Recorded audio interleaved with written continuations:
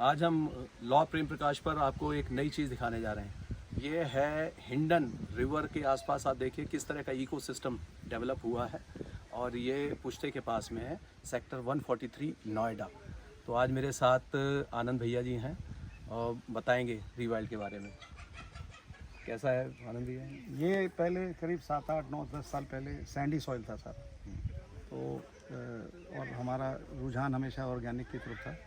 तो धीरे धीरे हमने कुछ पहले जानवर रखे, गाय बैल को पाला और कंपोस्ट बनाना शुरू किया अपना। फिर धीरे धीरे गलतियां भी करते गए, सीखते गए।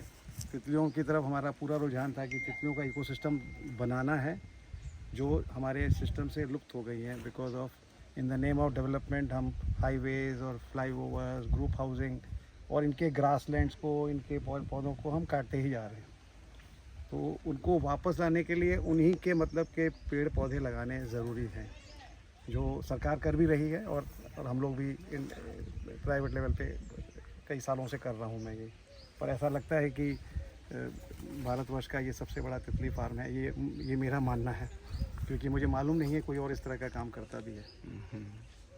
और बायोडाइवर्सिटी पे पूरा स्ट्रेस है, फोकस है। नेटिव ट्रीज़ का एक फॉरेस्ट लगा रखा है, क्योंकि नेटिव ट्रीज़ ही सॉइल की क्वालिटी को बढ़ाते हैं। इस क्षेत्र के कौन कौन से नेटिव ट्रीज जो यहाँ पर पहले रहे होंगे और जो आपने दोबारा से इसको रिवाइव किए हैं? जी, जैसे जो दिल्ली एनसीआर के नेटिव ट्रीज़ हैं वो हमने कोशिश करी है चारों तरफ से इकट्ठा करने की। जैसे गूलर है, बरना है, लसोड़, चमरोद,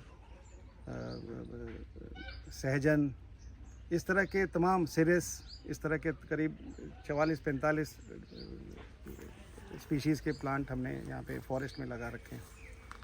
और मेडिसिनल प्लांट्स देखा काफ़ी सारे हैं इसमें मैंने। जी वैसे कौन कौन से ऐसे मेडिसिनल प्लांट्स हैं जो आमतौर पर मिलते नहीं हैं आसपास? जैसे गमहर, निर्गुंडी, आप समझ ले, और भी तमाम तरह के जो पौधे हैं जिससे हमारी औषधियाँ बन सकती हैं। पुराने ज़माने में इन्हीं से औषधियाँ बनती थी, बट जैसे जैसे प्रगति और बढ़ते गए, केमिकली हम डेवलप करने लगे, इन चीज़ों को हम भूल गए। तो बस एक छोटी सी पहल है। ऐसा लगता है कि ये ऐसा अगर हमें देख के और लोग भी प्रेरित होंगे तो धीरे धीरे हम काफ़ी आगे पहुंच सकते हैं। जो क्लाइमेट चेंज, जो टेम्परेचर चीज़ें बदल रही हैं आजकल, उसको हम रिवर्स करने में ये छोटा सा मुहिम है। रिवाइल्ड में कई तरह की तितलियां यहाँ पर देखने में आती हैं। जी, कौन कौन सी तितलियां हैं उनके बारे में थोड़ा बताइए, और कहाँ से इसको शुरुआत की गई? करीब 7-8 साल पहले हमने यहाँ पे पेड़ लगाने शुरू किए, जो तितलियों को, जो उनके होस्ट प्लांट्स हैं जो लगाने से तितलियाँ आती हैं, अंडे देती हैं, कैटरपिलर खाता है, प्लस नेक्टर प्लांट्स हैं जो हमने लगाने शुरू किए। सबसे ज़्यादा हमारे यहाँ पे उपलब्ध है वो प्लेन टाइगर है, जो कि हमारे नॉर्थ इंडिया में काफ़ी कॉमन है। और stripe tiger, blue tiger,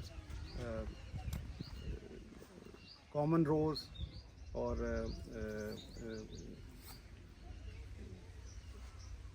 blues, बहुत तरह के यहाँ पे करीब मेरे हिसाब से 27-28 स्पीशीज़ के बटरफ्लाइज आपको डिफरेंट टाइम्स में। ये बनाना भी मैंने देखा, कई सारी वेराइटी हैं जी। बनानाज में ये काफ़ी संख्या में है आपके यहाँ ये तैयार? जी, संख्या तो ज़्यादा नहीं है, 30-40 हैं, मगर ये चूँकि हम बायोडाइवर्सिटी को इंक्रीज़ करना चाहते हैं तो हम पौधे एक दूसरे को मदद करते हैं रूट सिस्टम से।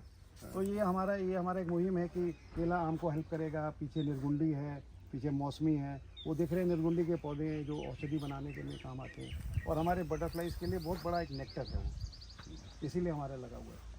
आगे क्या प्लान है इसके लिए? यहाँ हम एक्चुअली बच्चों को इनवाइट करते हैं, जैसे पाथवे स्कूल आता है, एमिटी आता है, उनके बच्चों को इन्वायरमेंटली सेंसिटाइज करने का प्रोजेक्ट चलाते हैं। बच्चों को पढ़ाते हैं, सिखाते हैं किस तरह के पेड़ लगाने चाहिए। हमारे अपने नेटिव ट्रीज जो हैं, अगर कलकत्ते का बच्चा है तो कलकत्ते वाले नेटिव ट्रीज लगाए, दिल्ली एनसीआर वाला है तो हम दिल्ली एनसीआर वालों के लिए प्रेरित करते हैं, बच्चों को आए, सीखें और आगे बढ़ाएं इस चीज़ों को।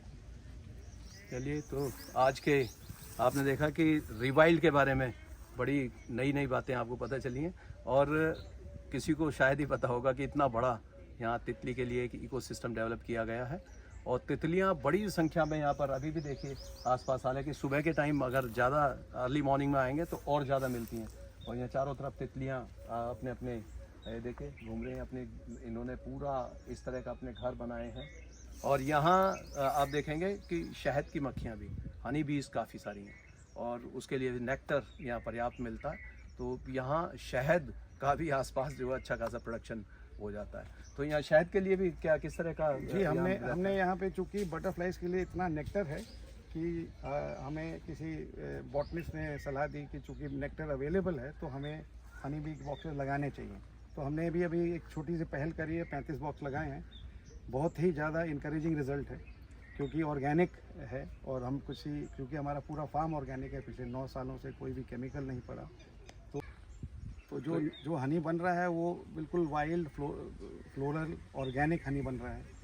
और जो आपने तितली की बात करी, ऐसा मुझे प्रतीत होता है कि सितंबर के महीने में यहाँ पे करीब 15 से 20 हज़ार की नंबर्स में अगर काउंट करवाना चाहें, बहुत ही डिफ़िकल्ट काम है, लेकिन हमारे अंदाज से 15 से 20 हज़ार यहाँ पे मौजूद रहती है at any given good day. जिस दिन सूरज चल रहा हो और बारिश ना हो रही हो तो उस दिन 15-20 नज़र आ जाएंगे आपको। तो कुछ वर्षों पहले मैंने देखा था यहाँ बिल्कुल रेत ही रेत था आसपास। जब आनंद भैया यहाँ पर आए और उन्होंने शुरुआत की तो मुझे लगता नहीं था कि ये इस तरह का इतना बड़ा एक बिल्कुल वन का रूप धारण कर लेगा। आज ये बिल्कुल एकदम ऐसा नेचुरल फॉरेस्ट लगता है और इसका जो हैबिटेट इस प्रकार का बना है कि यहाँ हर प्रकार के जीव यहाँ पर हैं, जंतु यहाँ पर आप देखने में आपको मिलेंगे। और पेड़ों की जो वैरायटी है वो एकदम आपको लगेगा कि यहाँ आसपास बहुत सारे पेड़ ऐसे जो नहीं मिलते, लुप्त प्राय हैं। अब वो यहाँ पर फिर से एक बार रिवाइव कर दिया है और आसपास का जो क्षेत्र है नोएडा का, उसमें एनवायरनमेंट पर इसका एक डायरेक्ट असर पड़ना तय है और लोगों को बिल्कुल यहाँ ऑक्सीजन के लिए एक ही समझिए कि ऑक्सीजन के स्टोर्स बन गए हैं यहाँ पर। तो आनंद वाधवानी जी का धन्यवाद करेंगे कि इन्होंने एक नई शुरुआत की और मैं चाहूँगा कि बच्चों को इसी प्रकार से यहाँ पर नई ज्ञानवर्धक चीज़ें मिलती रहें। धन्यवाद। थैंक यू, आप आए, मुझे बहुत अच्छा लगा।